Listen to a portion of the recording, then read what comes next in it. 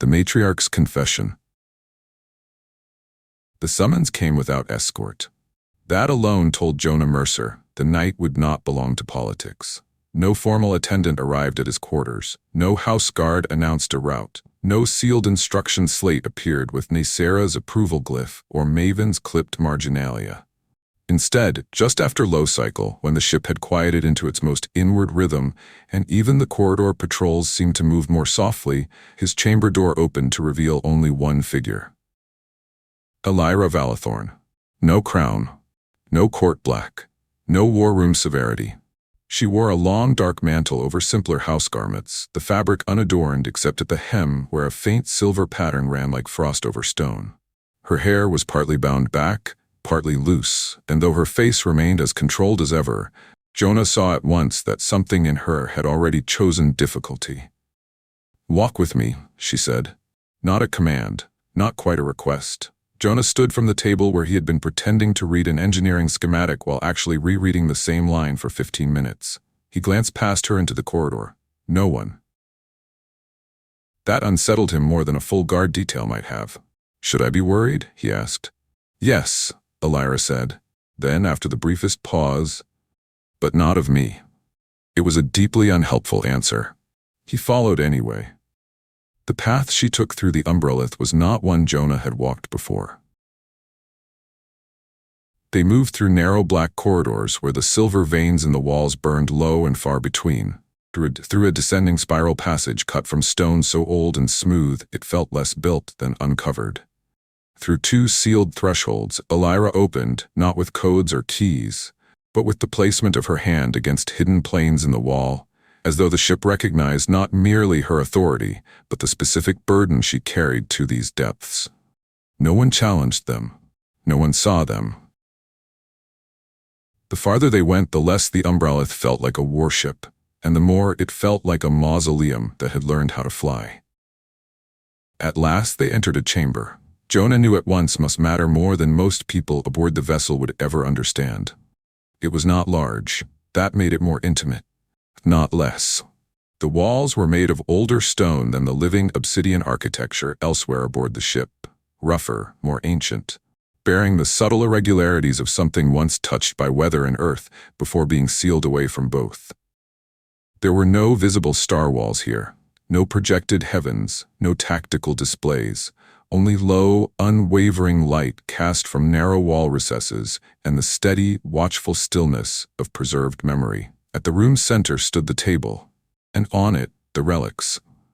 The cracked clay lamp, the child's faded ribbon, the olive branch bound in black thread, the folded linen, the worn silver icon. Jonah stopped without meaning to.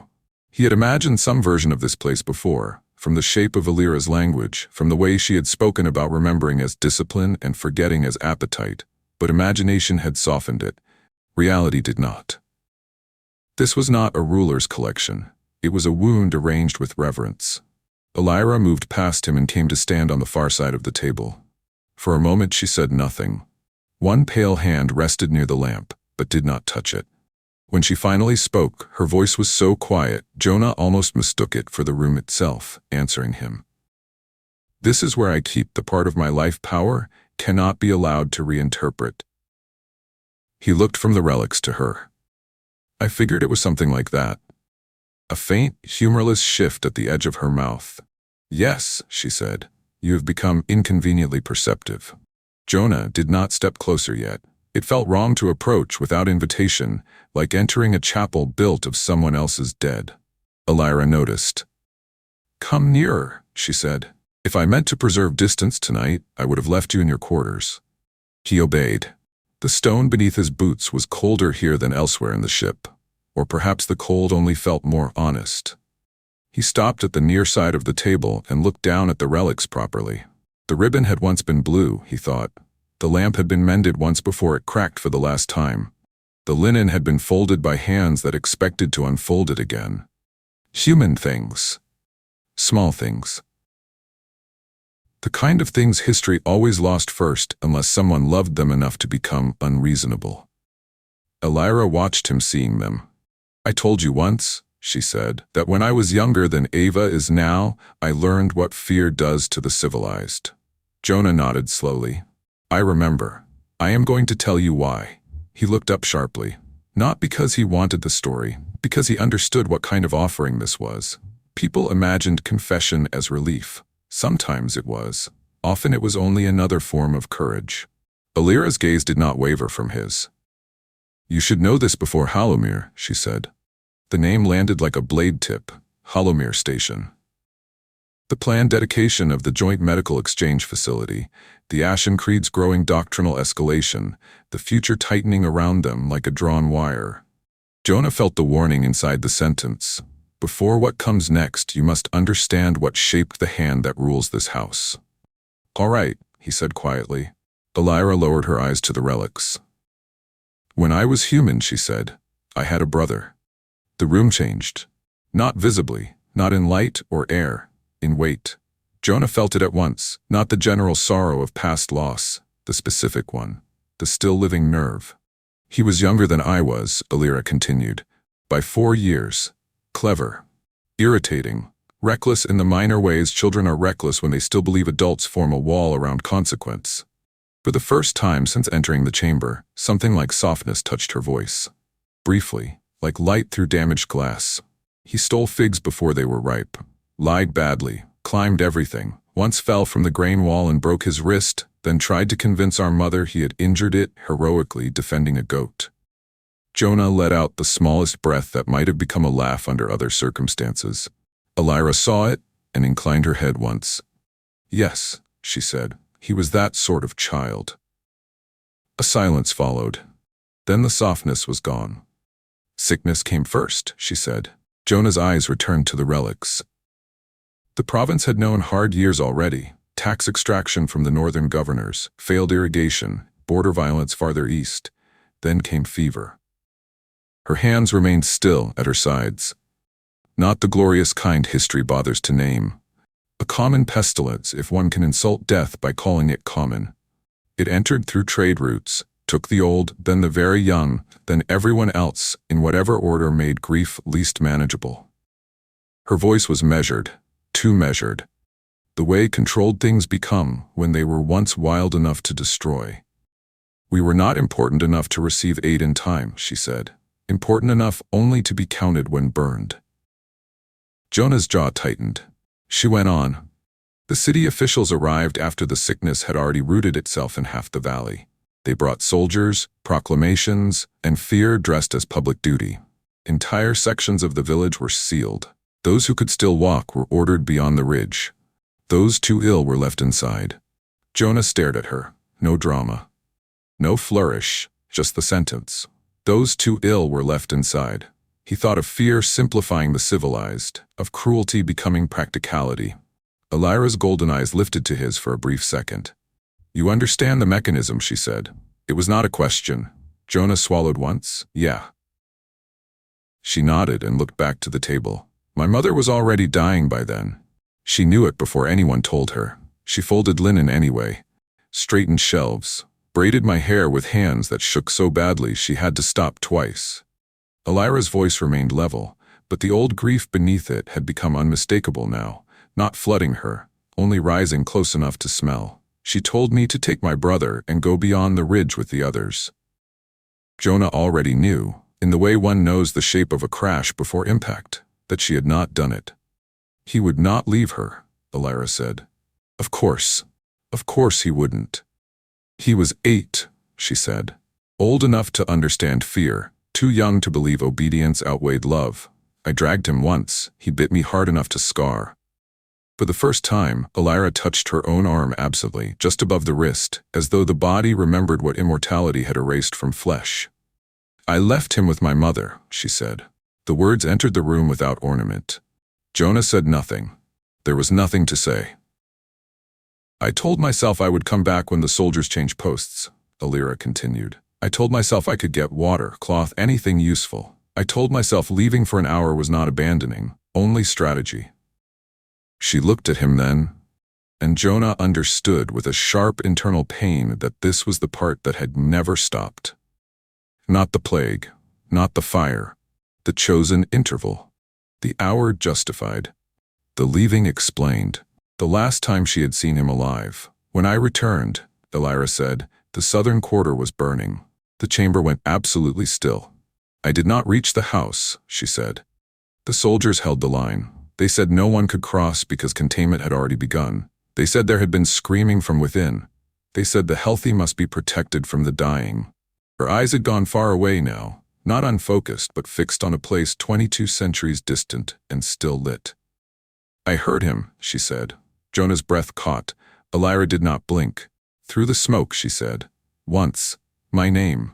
Then again. After that, only the timbers. Jonah closed his eyes, only for a second, because to watch her say it felt almost indecent, and not to watch felt cowardly. When he opened them again, Elira had not moved. That, she said softly, is the sound that built my reign. No one in the hall of court, no courtier, no rival house, no treaty scholar, just the truth. A child calling from inside the fire, a sister held back by frightened men calling cruelty protection, a sovereign built from the hour after. Jonah felt something in his chest tighten hard enough to hurt. The market. Elson behind him in the wreckage. Small hands clutching his uniform. Plasma blasts burning through him while he refused to move. Now, finally, the whole shape of Elira's reaction to Bastion Reach opened. Not symbolic interest. Not merely political opportunity. Not even recognition of conscience. Repetition interrupted. A child in mortal fear. A body placed between. This time not too late. He looked at her and said before he could stop himself, that's why. Elira's eyes returned fully to him. Yes. The answer was almost a whisper. When the recording arrived from Bastion Reach, she said, I watched a human mechanic take wound after wound rather than let my granddaughter stand where my brother had stood. She drew one slow breath. And for the first time in 22 centuries, history did not end the same way. Jonah looked away then, because the force of that truth made witnessing feel almost holy and therefore difficult to bear. The cracked lamp blurred for a moment before he realized his own vision had shifted. He breathed carefully until it steadied. When I said in court that you had given me what law required, Elira said, that was true. When I defended your act as conscience over blood, that too was true. But beneath both truths was another I could not speak there. Jonah lifted his eyes. You came in time. The line struck through him cleanly. No title, no honor, no doctrine, just that. He came in time. For a moment neither of them spoke. Then Jonah asked the question that had already formed itself. What happened after? Elira's mouth tightened. After the fire? Yes. She looked down at the relics again. I went back into the village after the soldiers withdrew, not because it was safe, not because reason approved, because my body refused any other instruction. I found the lamp outside the collapsed wall, the ribbon in what had been the sleeping space, the silver icon near the well, blackened by heat. There were remains. Whether my mother's, my brother's, or 3 households mingled into one another by fire, I could not tell.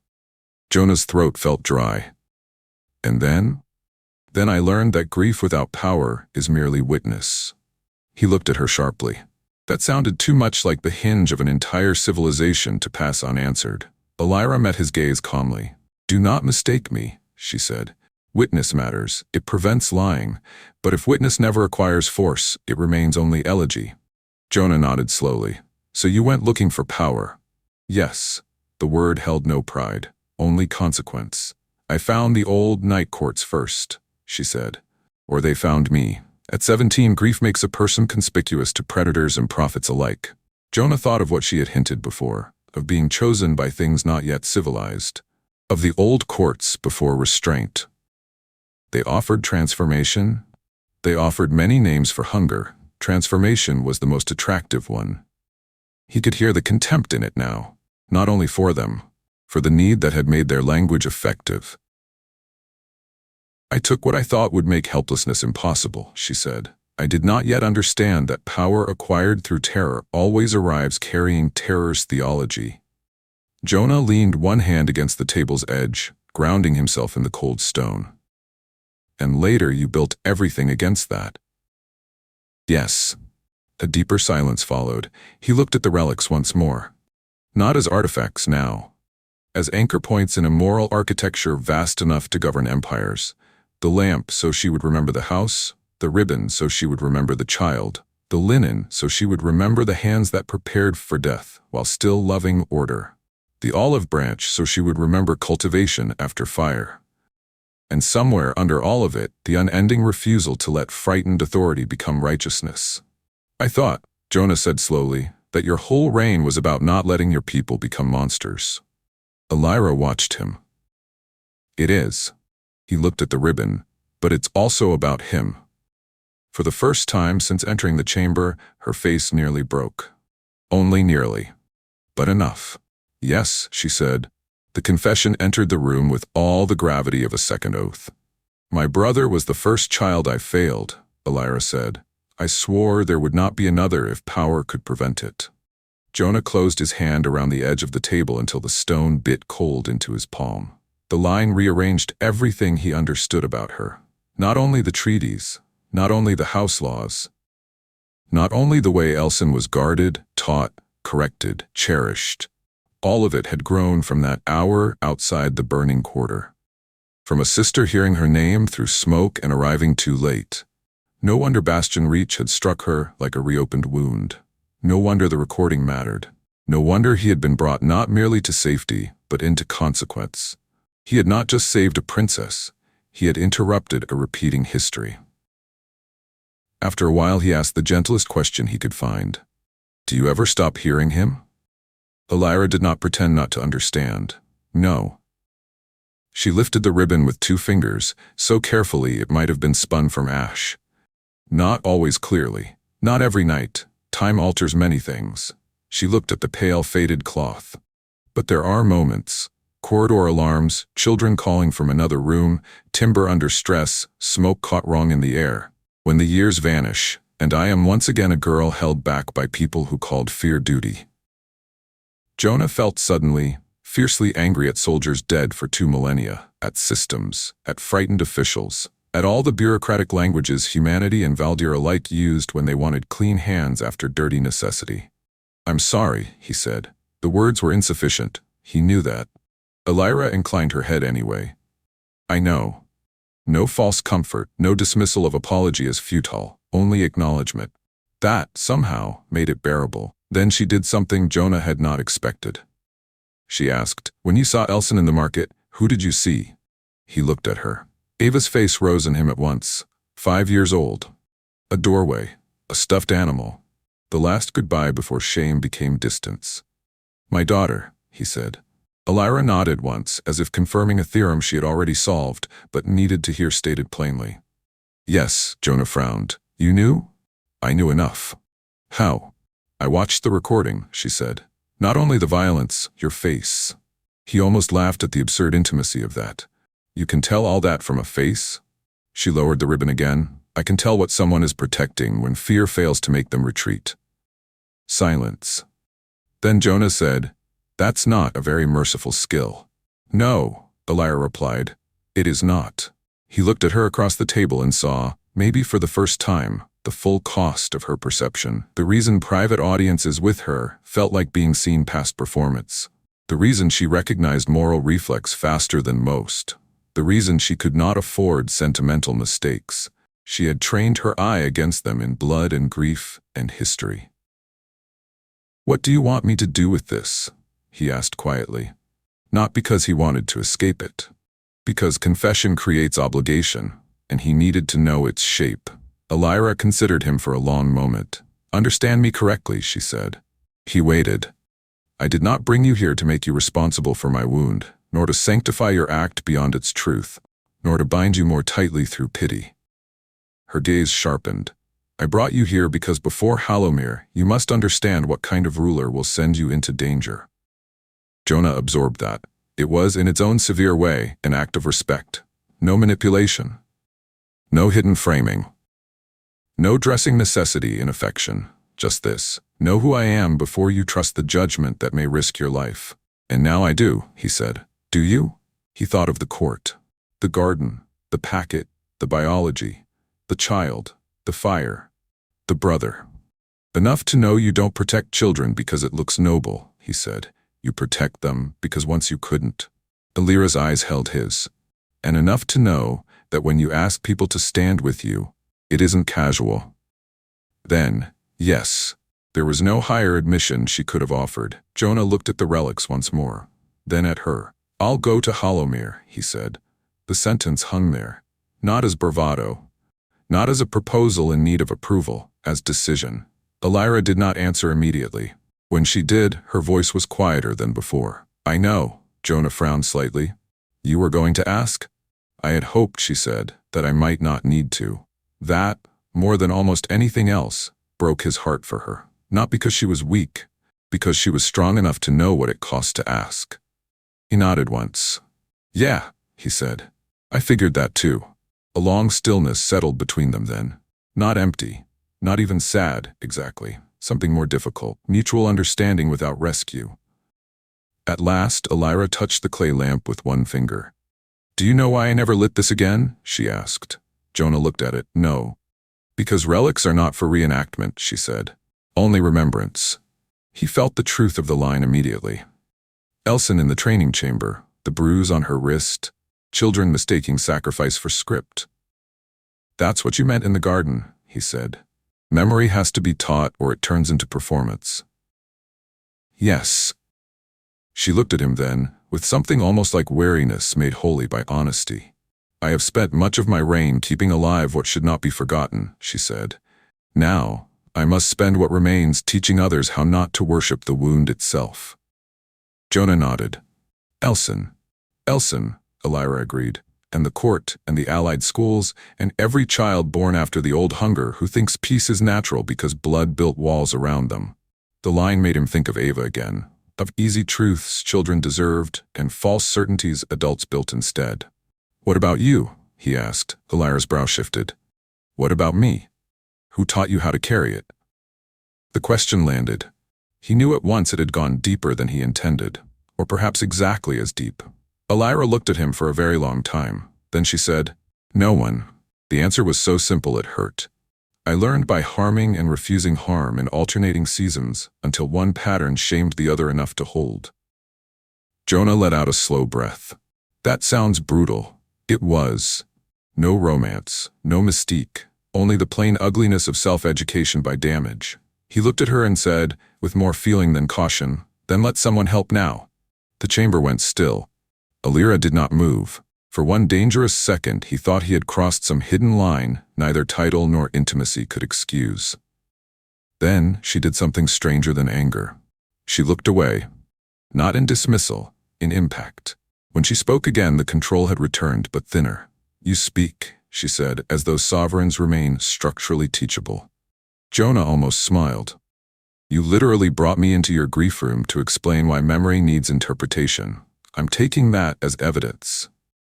Now she did look back, and in her eyes, for only an instant, he saw something no court would ever be permitted to witness. Not fragility. Possibility. It vanished quickly, but not before he knew it had been there. At length, Alira straightened fully. "The hour is late," she said. It was not dismissal, just the truth. Jonah nodded. Neither of them had the right to leave this chamber unchanged, but both of them needed to leave it before the change became too large to bear all at once. He took one step back from the table, then another. At the threshold, he paused and looked once more at the relics, the lamp, the ribbon, the linen, the branch, the icon. No longer merely symbols of ancient grief, now the foundation stones of a reign. Now the answer to the question he had been asking in pieces since Bastion Reach, why saving Elson had struck Alira like a private earthquake. Because somewhere in the heart of the Umbre sovereignty, a queen had never stopped being the girl who heard her brother call through smoke. He turned back to her. "Thank you," he said. "Not for the story alone, but the trust. For the warning, for the refusal to manipulate him with pity, for the truth." Alira inclined her head. "Go sleep while you still can," she said. "Hollowmere will not reward exhaustion." There was the sovereign again. But Jonah knew now what stood beneath her when she wore that face. And that changed the face forever. He left. The doors sealed. And High Matriarch Alira Valathorn remained alone with the relics of her first life. For a long time she did not move. Then, slowly, she reached for the ribbon and held it in both hands. "My little brother," she whispered to the silence. Not title, not philosophy, not doctrine. Just the old ache in its truest name. "I could not come in time." The chamber held the words without judgment. Outside it, empires moved, conspiracies sharpened, children were taught, alliances strained, science unraveled purity, and the future gathered itself around Hallamir Station. But here, in the hidden center of the Beast Kingdom, a sovereign allowed herself one moment of ungoverned truth. Then she lifted her head, laid the ribbon back down, and became once more what history required. Not because the girl was gone, because the girl had finally been witnessed by someone who understood why the queen still obeyed her. And for the first time in many centuries, Alira did not feel that understanding as weakness. She felt it as company.